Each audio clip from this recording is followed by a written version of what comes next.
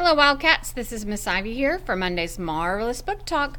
Today I am sharing with you the travels with Gannon Wyatt in Botswana. So this is a complete series where they travel to different places, and these boys are twins, and it's all about their adventures together. So in this one, when the boys arrive in Botswana for an African safari, they find themselves tangled up in more than just a family vacation.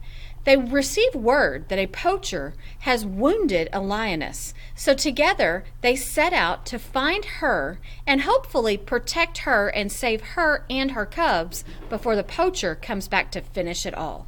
On their amazing journey, they come across all sorts of African animals, such as elephants and rhinos and leopards and lions, and they quickly discover that the most dangerous predator in the African bush is not the king of the beast, but man himself.